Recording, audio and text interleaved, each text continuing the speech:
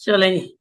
कल मैंने ग्रुप में एक चीज़ छोड़ी थी, उसमें ये आपको कहा था कि आप होमवर्क करके आइएगा कि फ़िलॉसफ़ी किसे कहते हैं और एजुकेशनल फ़िलॉसफ़ी में किसे कहते हैं। तो कोई भी मुझे बता दे कि फ़िलॉसफ़ी और एजुकेशनल फ़िलॉसफ़ी में क्या डिफ़रेंस है?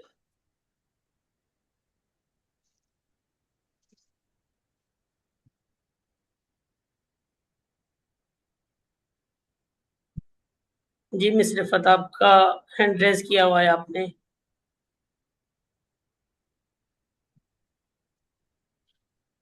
सर हमें फ़िलॉसफ़ी एजुकेशनल फिलॉसफी का पता है। जी, जी, बताएँ। वो बता देते हैं। सर एजुकेशनल फिलॉसफी जो है वो कुछ प्रिंसिपल सेट करती है जो हमें गाइड करते हैं कि व्हाट टू टीच, हमें क्या पढ़ाना है, ठीक हाउ है, टू टीच किस तरीके से पढ़ाना है, एंड व्हाई टू टीच मतलब उसको क्यों पढ़ाना है। ये है एजुकेशनल फिलॉसफी। ठीक है। और फ़िलॉसफ़ी क्या है? ठीक है और सर, कोई?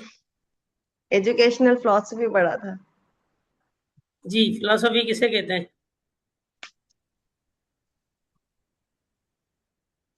या आप किसी भी फिलोसोफर को पहचानती हो जो आपके दिमाग में हो, नाम मशहूर फिलोसोफर्स के? एरिस्टोटल। ठीक है, अरिस्टोटल हो गया। उनके उस्ताद का नाम क्या था? उनके उस्ताद का नाम वो नहीं पता सर।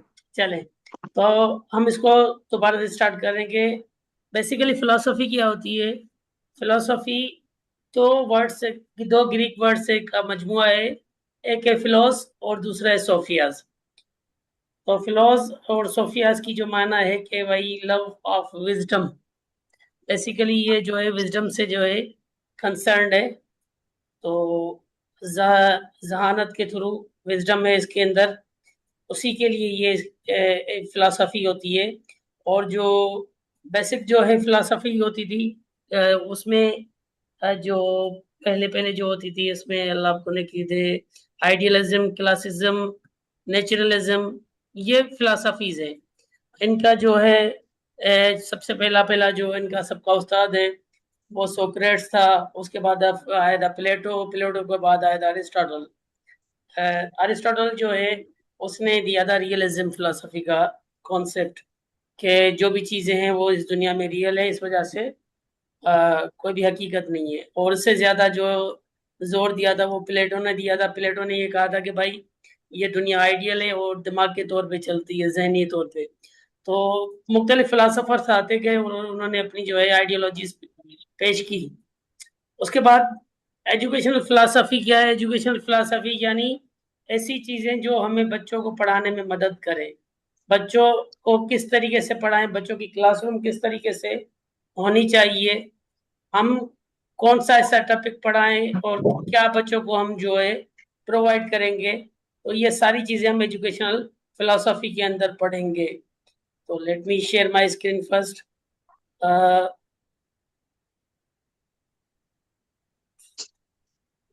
पार्ट लेके आई सर।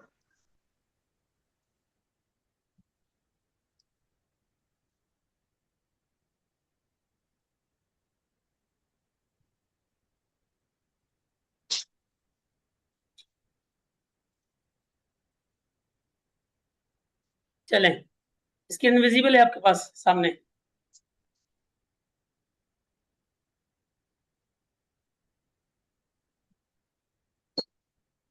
चलें, ठीक है। Thank you, thank you.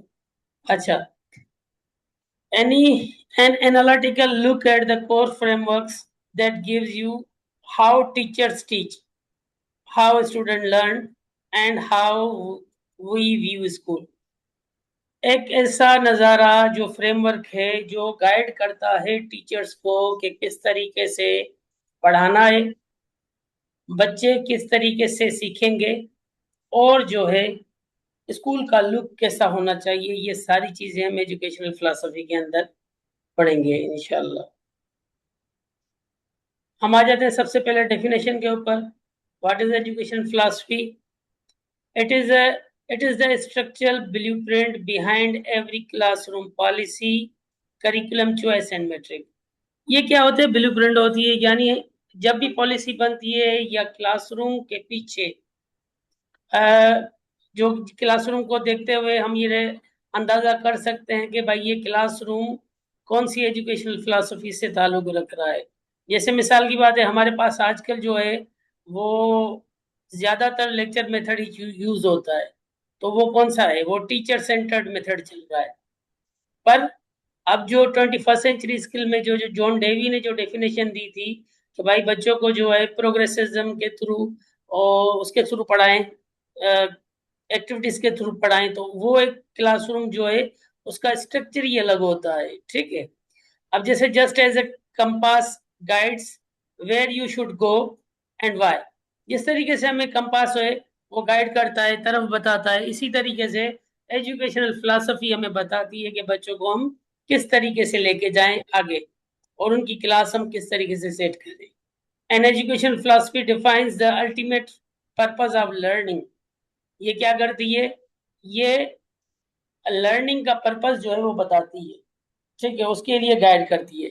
The role of a teacher, teacher का रोल क्या होना चाहिए, and what is deemed essential knowledge, और असेंशियल नॉलेज कौन सी होनी चाहिए उसके लिए। अब इसको हम रियल लाइफ में कैसे देखें कि भाई एजुकेशन फिलोसफी को अगर देखना हो तो किस तरीके से देखेंगे रियल लाइफ एग्जाम्पल में। Consider a family road trip, एक फैमिली है रोड ट्रिप पे जा रही है।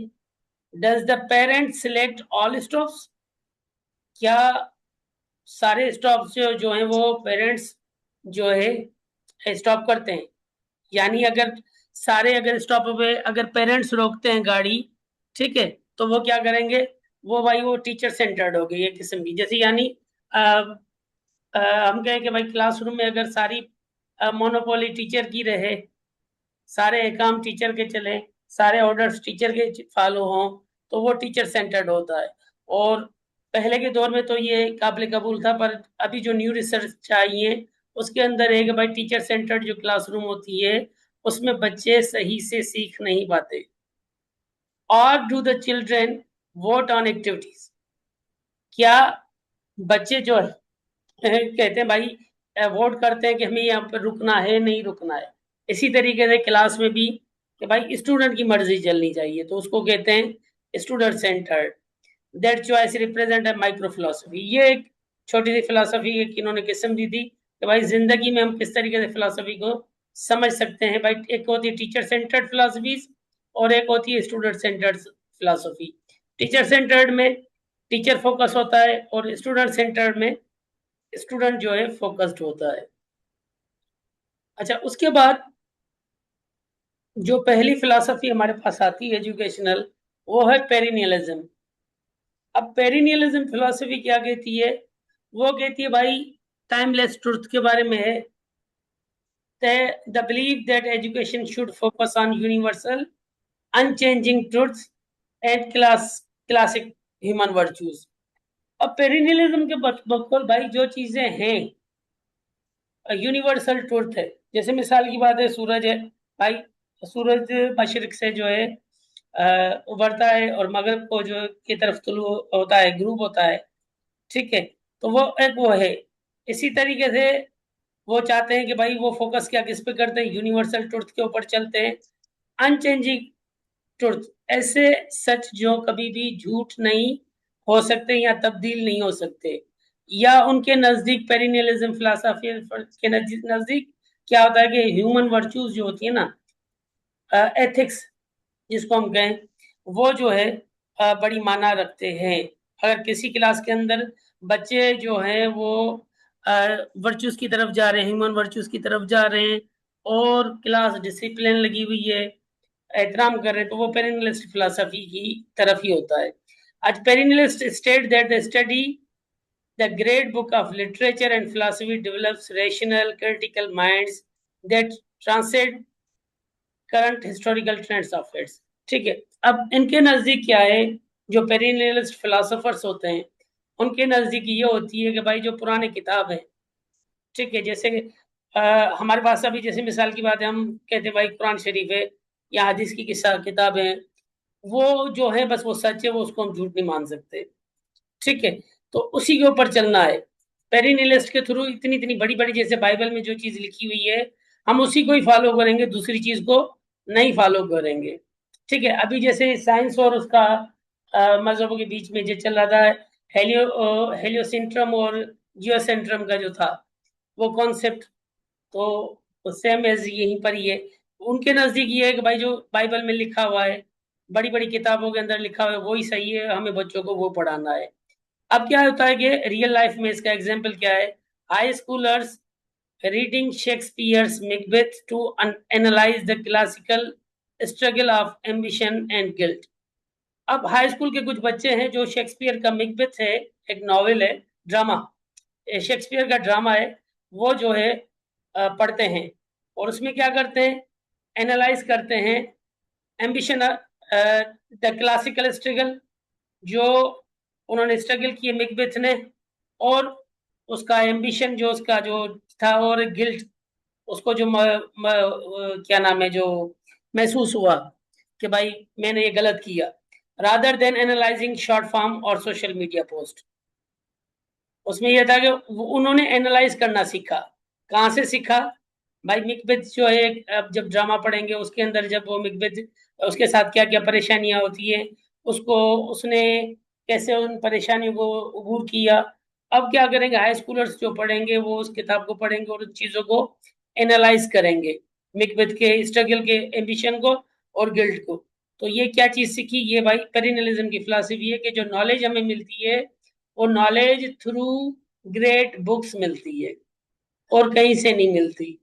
ये है पेरिनलिज्म की फिलॉसफी, और ये जो है टीचर सेंटर्ड फिलॉसफी कहलाती है। उसके बाद एसेंशियलिज्म, सेकंड फिलॉसफी एसेंशियलिज्म क्या है, बैक टू बेसिक्स, वापसी आ जाए भाई बेसिक्स की तरफ। A traditional approach focused on core academic disciplines, rigorous standards and cultural literacy.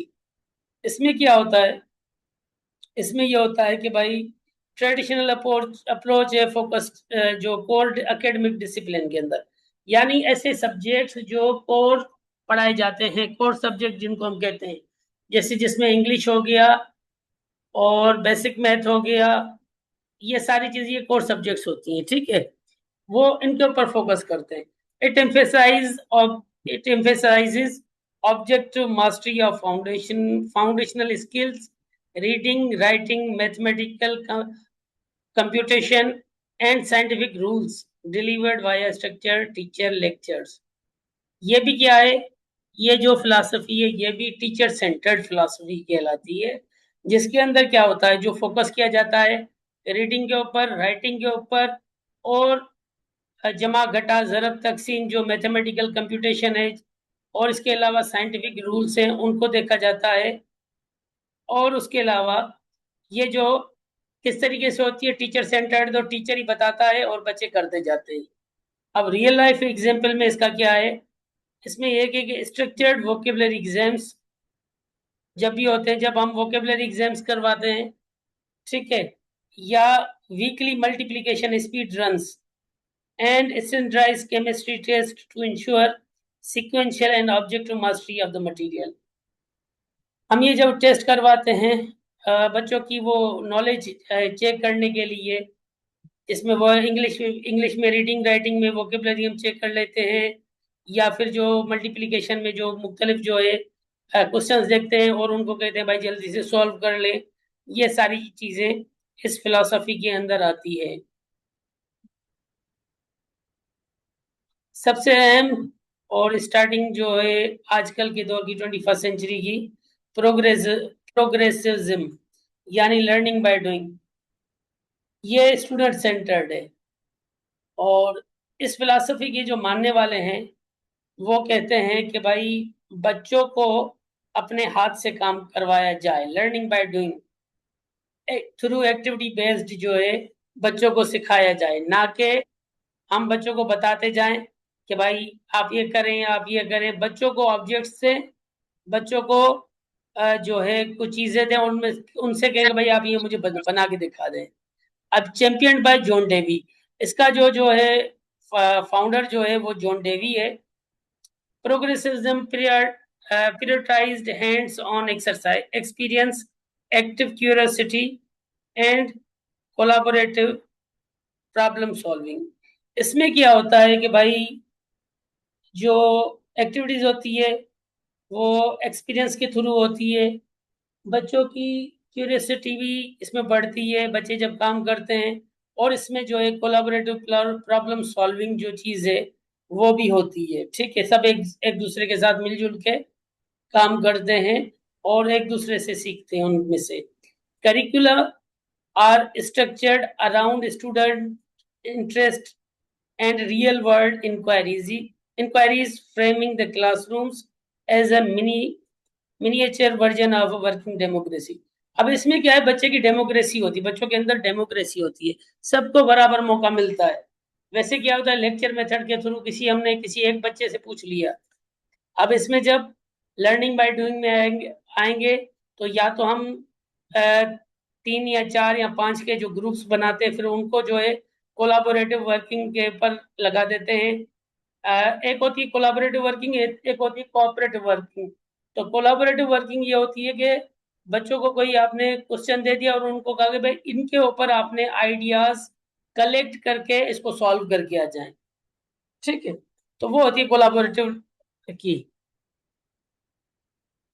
और इसका जो है रियल लाइफ एग्जांपल ये है, middle schoolers, excuse me, middle schoolers जो होते हैं वो building and operating a real green house to learn biology. अब इसमें जो ज्यादातर जो मेथड यूज होता है वो होता है प्रोजेक्ट बेस्ड या इंक्वायरी बेस्ड जो होते हैं, वो हम इसमें मेथड्स यूज करते हैं बच्चों को पढ़ाने के लिए। कि भाई या तो इंक्वायरी बेस्ड जो है वो आप पढ़ाएं, या फिर ये प्रोजेक्ट बेस्ड लर्निंग जो होती है चीज, उसके थ्रू हम बच्चों से काम करवाते हैं। अब जैसे इसमें एक एग्जांपल दी गई है कि भाई बच्चों से रियल ग्रीन हाउस जो है वो बनवाएं, कि भाई बायोलॉजी के अंदर वो किस तरीके से होती है, क्या होता है, या मैथमेटिक्स के अंदर मैथमेटिकल स्केलिंग है, बिजनेस बजट प्लानिंग है। ये क्या है, वो सोचेंगे, दिमाग को अपने को यूज करेंगे, और जब वो खुद से काम करना सीखेंगे तभी जो है वो आगे बढ़ पाएंगे। उसके बाद है कंस्ट्रक्टिविज्म। इसमें क्या है, कंस्ट्रक्टिविज्म में active building. Learning is act learning is actively constructing mental schemas and models based on personal discovery and experiences।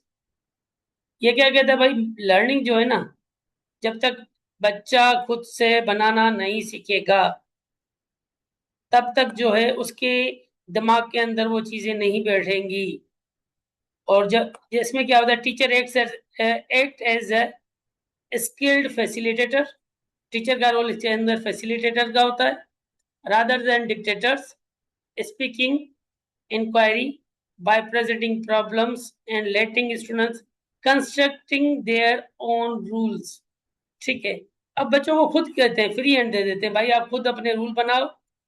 जैसे अक्सर जो है हमें कहा जाता है, जब जिन्होंने ट्रेनिंग्स की होगी तो ट्रेनिंग में वेरी फर्स्ट डे पे हमसे वो रूल्स बनवाए जाते हैं, क्लासरूम रूल्स, कि भाई आप क्लासरूम्स के रूल्स खुद बनाएं। ये क्यों है, क्योंकि जब हम खुद बनाएंगे तो उनको हमें फॉलो करने में आसानी होती है। तो और हमें वो चीज़ें याद भी रहती है, भाई ये चीज़ हमने बनाई थी, और हमारे स्कीमा के अंदर यानी दिमाग के अंदर वो चीज़ पहले से मौजूद रहती है। इसी तरीके से ये कंस्ट्रक्टिविस्ट जो होते हैं फिलोसोफर्स, वो कहते हैं भाई एक्टिव बिल्डिंग, जो भी चीजें हैं आप खुद बनाएं। ठीक है, और उस पे ऊपर काम करें। अब जब instead of receiving a passive physical lecture, physics lecture, अच्छा एक फिजिक्स का क्लास चल रहा है, उसमें अगर खाली टीचर बताता जा रहा है और बच्चे जब उसको काम नहीं करेंगे, जैसे मिसाल के लैब में हम एक्सपेरिमेंट्स नहीं करेंगे तो हमें पता नहीं चलेगा कि भाई ये कि कौन से रूल के तहत काम हो रहा है। Students drop custom shaded eggs deducting gravity, friction and resistance laws organically. ठीक है, अब इसके अंदर क्या होता है कि हम ज़्यादातर जो क्या कहते हैं एक्टिविटी बेस्ड लर्निंग होती है इसके अंदर, और इसके अंदर जो प्रोजेक्ट जो यूज़ होते हैं मेथड्स हमारे, वो ज़्यादातर जो है इंक्वायरी बेस्ड या प्रोजेक्ट बेस्ड लर्निंग के थ्रू ही होती है इसमें भी, और ये भी स्टूडेंट सेंटर्ड फिलोसफी है। उसके बाद आ जाती है रिकंस्ट्रक्शनलिज्म, सो यानी सोशल एक्शन, कि बच्चा सोशल एक्शन के थ्रू सीखे, बच्चा थ्रू जो है सोशल सोसाइटी की वैल्यू समझे और वहां से सीखे। The concept that school should take the lead in actively fixing sociopolitical challenges and systematic imbalances. अब सोशल जो चैलेंज होते हैं उनको, उनकी एजुकेशन वो बच्चा लेगा वहां से, ठीक है। और इसमें भी जो है वो ज्यादातर ये स्टूडेंट सेंटर्ड फिलोसफी है। The curriculum is heavily interdisciplinary and focused on real world actions. इसका जो करिकुलम है वो रियल वर्ल्ड एक्शंस के ऊपर जो है मुनसर करता है। Promoting civic responsibility, civic responsibility यानी हमें अच्छा शहरी बनने की जो है वो सीखिए मालूमात दी जाती है, भाई आप इसमें किस तरीके से बच्चों को अच्छा शहरी बना सकते हैं, उनकी सिविक रिस्पॉन्सिबिलिटी कौन कौन सी है, और कंजर्वेशन एंड सिस्टमिक एनालिसिस, ये सारी चीजें हम इस करिकुलम के अंदर पढ़ते हैं। High schoolers testing local river water pollution. अब क्या करते हैं भाई, ये जब वाटर पॉल्यूशन के बारे में, एयर पॉल्यूशन के बारे में बात करते हैं तो वो इसके अंदर हम पढ़ सकते हैं। ड्राफ्टिंग लेजिस्लेटिव प्रपोजल्स, या है कि भाई कोई कानून बनाना है, जैसे मैंने आपको बताया था कि वो क्लास के अंदर जो रूल्स बनाते हैं वो भी इसी के अंदर आ सकते हैं। And initiating a country wide stream clean up campaign, जो क्लीन अप कैंपेन्स वगैरह चलती है वो भी, जो फिलासफी है वो रिकंस्ट्रक्शनलिज्म की फिलासफी होती है। तो ज्यादातर आजकल ये भी इस्तेमाल हो रही है।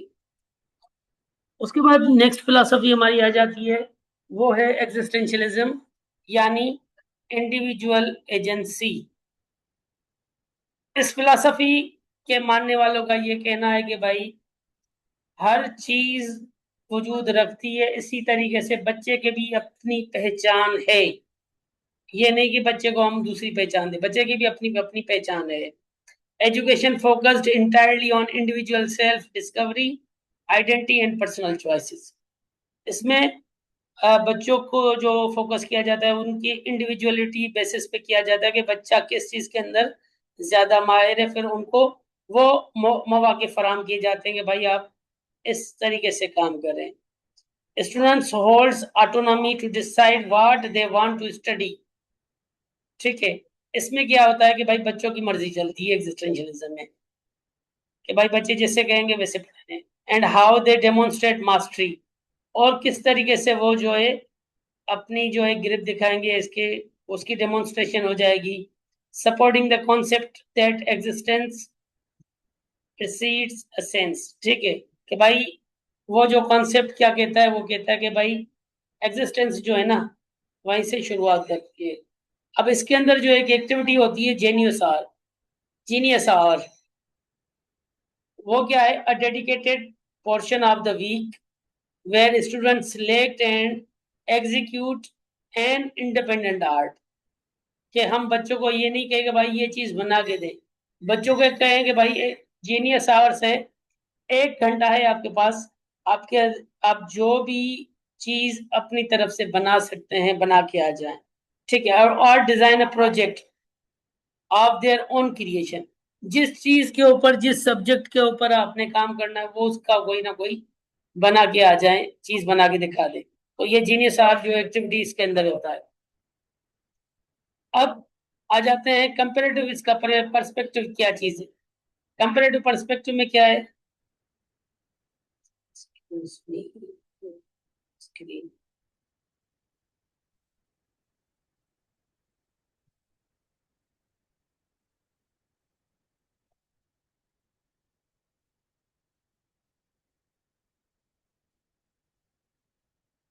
जी, पेरिनिलिज्म पेरिनिलिज्म उसका जो है एजुकेशनल गोल क्या है, कोर एजुकेशनल गोल क्या है, टीचर रोल क्या है, और उसके बाद प्राइमरी जो है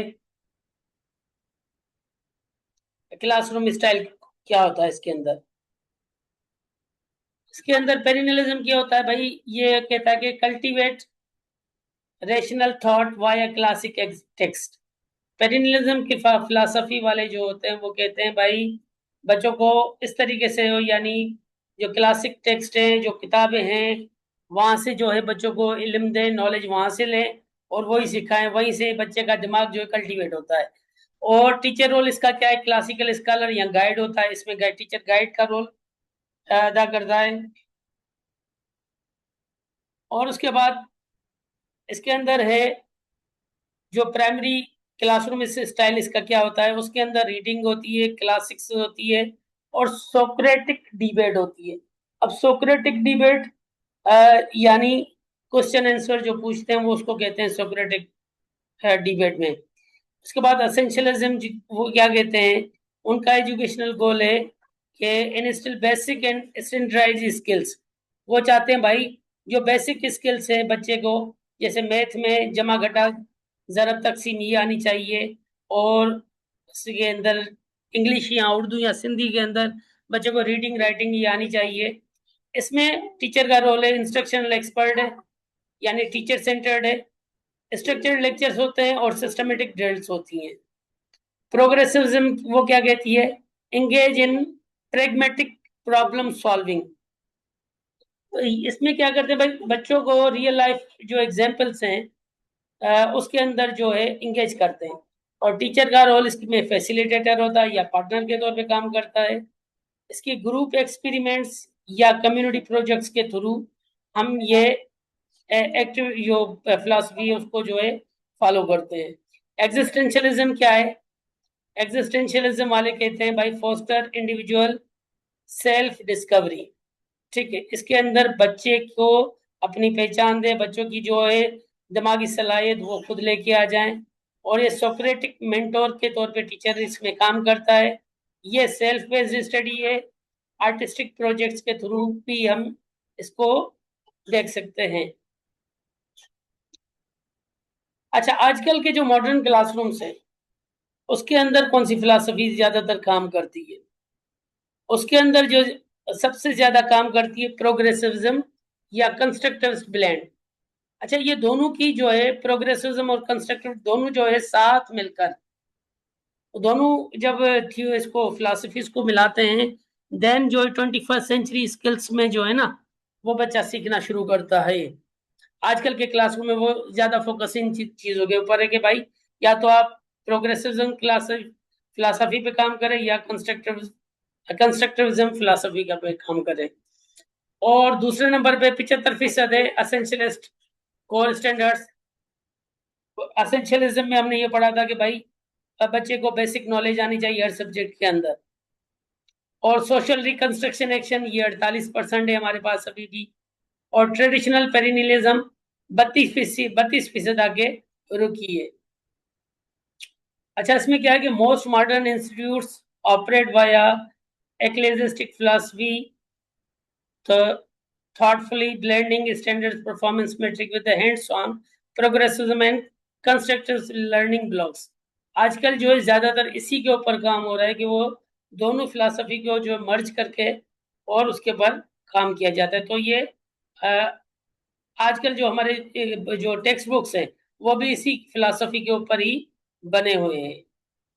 और ये आ गई हमारे पास एक जॉन डेवी की डेफिनेशन है, वो क्या है, education is not a preparation for life, education is it's is life itself. ठीक है, एजुकेशनल जो है जिंदगी की तैयारी के लिए नहीं है, पर एजुकेशन खुद जिंदगी है। ठीक है, अब आ जाता है सवाल आपका। मैंने जब आपको कहा था कि भाई आप थोड़ी देर तैयारी करके आइएगा, और आज के लेक्चर में भी अगर थोड़ा कोई कॉन्सेप्ट रह गया होगा तो हम एक वीडियो के थ्रू इंशाल्लाह उसको भी कवर करेंगे। पर आपके पास सिर्फ और सिर्फ 3 मिनट है। 3 मिनट के अंदर मैं आपको भेज रहा हूँ ब्रेकआउट रूम्स में। वहां से आप क्या करेंगे, आप बताएंगे कि डिस्कस करेंगे what is your philosophy, how would you design your ideal educational ecosystem which frames makes your fundamental with. कौन सी फिलॉसफी को आप फॉलो करेंगे, ट्रेडिशनल को, प्रोग्रेसिज्म को, या इक्लिसियास्टिक को? तो उसको डिस्कस करें आप। तो उसके लिए मैं जो है आपको भेज रहा हूँ ब्रेकआउट रूम्स में।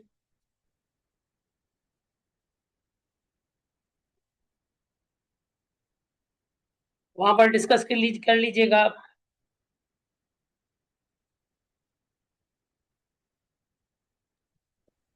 अस्सलाम वालेकुम सर, क्या डिस्कस करना है? आपकी आवाज कट गई थी यहाँ पर। आपने फिलॉसफी को डिस्कस करना है कि आप किस फिलॉसफी को फॉलो कर रहे हैं, ट्रेडिशनल को, असेंशियलिज्म को, या जो एक्लीजियास्टिकल है वो उसको कर रहे हो, या प्रोग्रेसिव्ज्म को कर रहे हो। तो आपके पास एक रिक्वेस्ट आई होगी ब्रेकआउट रूम्स की, उसको ज्वाइन करें। 3-3 के 2 ग्रुप बने हुए हैं। रूम 1 में जो होगी, ग्रुप 1 में इकरा, उर्वा इकबाल और जियोमी, और ग्रुप 2 में जो है हिरा, आईफोन और एस। ये जहाँ से ज्वाइन करेंगे तो आप ग्रुप में चले जाएंगे। सर मेरे पास रिक्वेस्ट नहीं आई है अभी तक। नहीं आई? जी सर, अभी तक नहीं आई। चले चले नहीं, आप अब आ देखें। गई, आ गई, आ गई, आ गई है। चले ज्वाइन करें और डिस्कस करें इसको। 3 मिनट है सिर्फ आपके पास, उसके बाद आप बताएंगे कि आप।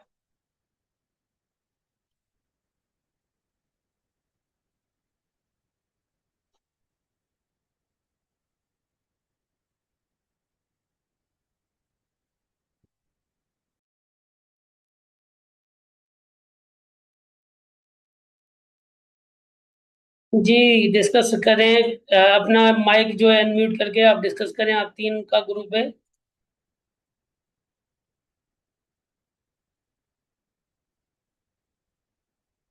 इकरा, उरुबा इकबाल और Xiaomi.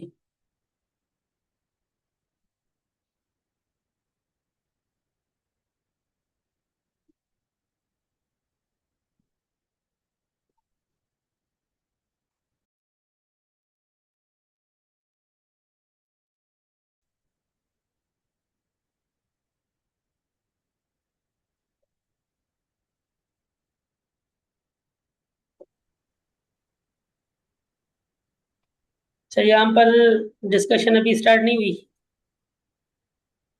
No sir, I think कोई भी नहीं है मेरे अलावा।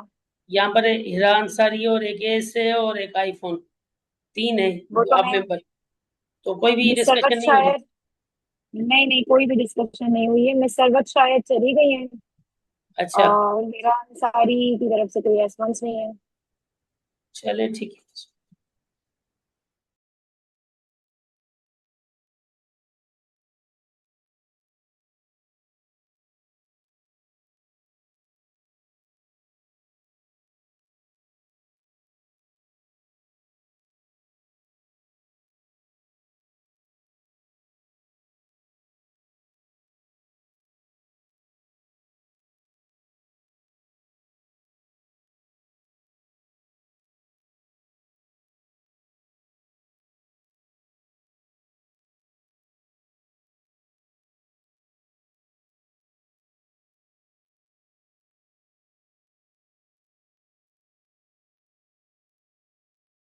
बाकी क्या?